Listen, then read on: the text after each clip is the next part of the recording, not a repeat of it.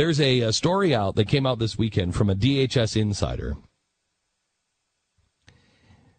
And it was written about in Canada. And this insider came to a Canadian journalist. He said, if anybody thinks on what's going on right now with all this surveillance of American citizens is to fight some foreign enemy, they're delusional. If people think this scandal can't get any worse, it will, hour by hour, day by day. This has the ability to bring down our national leadership, the administration, and other senior elected officials working in collusion with the administration, both Republican and Democrats. That's why you're going to see the John McCains and the Lindsey Grahams and everybody else. They are involved in this. People within the NSA, the Department of Justice, and others, they know who they are. And they need to come forth with the documentation of policy and practice in their possession. Disclose what they know. Fight what's going on. And just do their jobs. I've never seen anything like this, ever. This president administration is going after leakers, media sources, anyone and everyone, and is suspecting them of, quote, betrayal. That's what they're calling it now, betrayal, he says. Can you imagine the size of their cojones? The administration considers anyone telling the truth about Benghazi, the IRS, or hell, you name the issue, betrayal. Okay. The reporter says, I know all of this already. You don't know jack. This is bigger than you imagine, bigger than anyone can imagine. This administration is collecting names of sources, whistleblowers, and their families, names of media sources, and everybody they talk to or have talked to. They have already a huge list. If you're not working for MSNBC or CNN, you're probably on that list. If you're a website owner with a brisk readership and a conservative bent, you're on that list. It's political dissent list, not an enemy threat list. That's exactly what I mean by saying being on that list. It means there will be censorship under the color of authority of anyone in the U.S. who is attempting to expose what's going on in our name. It's about controlling any damning information that is reaching epidemic proportions, damage control to the extreme. It's about the upcoming censorship of the Internet in the name of national security. The plans are already in place. These latest reports about spying eyes have turned this administration and others connected to it into something very, very dangerous. They feel cornered and threatened. I am hearing about the same plans they have to shut down the flow of information that is impacting them or implicating them of wrongdoing. Time is short. First, they intend to use the Justice Department to silence journalists like the Rosen case, but they won't stop there. They will use a host of national security policies, laws, letters, whatever it takes to take out the biggest threats. Next, they will use some sort of an excuse, an external threat. And I believe it will be the combination of an economic collapse and a Mideast war that will begin in Syria to throttle the information that is accessible on the Internet. And you know what? People will believe it. Based on what I've seen, most of which I have not seen, the DHS is coordinating efforts with other federal agencies to begin to threaten American citizens with incarceration for non-compliance. You know the old talk of color-coded lists? Well, this is what they'll be using. People exposing the truth about Benghazi, killing the U.S. dollar, even those questioning the president. His legal status and eligibility to be president would be a target. They've had 5 long years to get to this point. The ugly truth is these policies and practice did not start under this president, but long before. This is about killing our constitutional republic, the murder of our country, and the stripping of our rights. While many have been preoccupied with one issue, few have seen the bigger issue.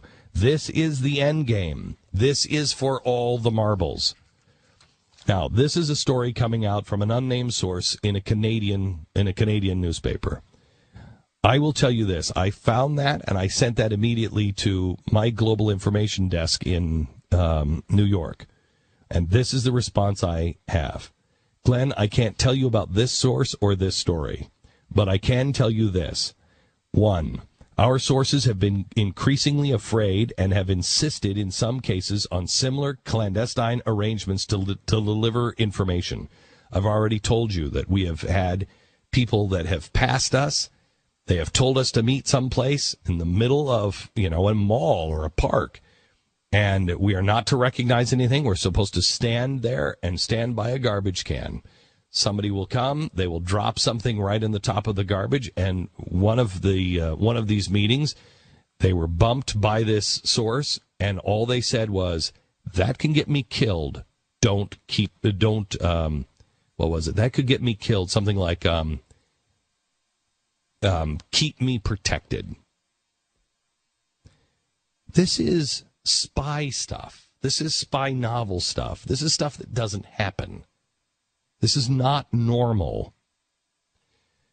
2, they have avoided all email, cell phones from the get-go, and that is becoming even more the case of late. They have reported, and this is really important, they have reported increased security and scrutiny on their jobs, along with warnings of what happens, and this is in quotes, to those that commit treason, end quote. If our administration is telling people in government agencies, you better be aware of what happens to those who commit treason, that is execution, so you know. We now have a government threatening execution for those people who might be whistleblowers. 3, they are uniformly panicked, and they feel what info they have has got to get to the broadcast, get out to be broadcast to the broadest possible group as quickly as possible. They are growing very frustrated by the lack of response from the American people and are becoming increasingly bold. See The Guardian and WAPO leaks. They have a fear that they are about to be shut down. 4, many know far more than they have shared, and they are trying to figure out ways, as are we, to insulate them so the information can be revealed.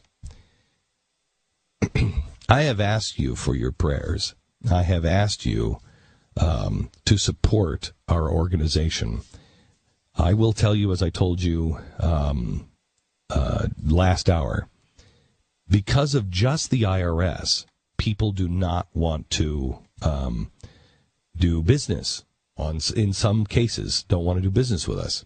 And these are people that I have always thought were patriots, but they have said, I don't want any trouble. That's going to get more. I mean, if it's hard now, guys, it's only going to go worse. You're not ready. We work with people on a daily basis who mean it. Unfortunately, I do. My life, my fortune, and my sacred honor. It is not something that I have ever seriously thought I would ever be asked to give. But in the last 6 years, I've had to make a decision.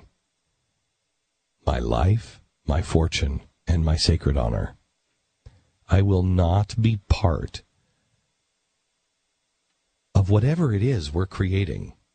It won't be built in my name.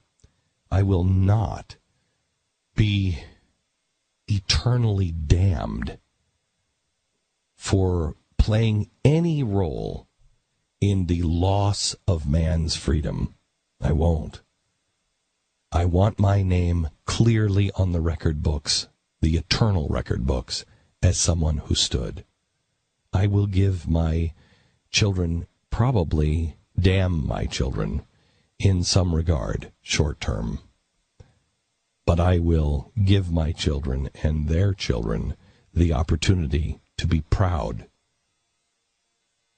that my grandfather never picked up a gun. My grandfather always preached peace.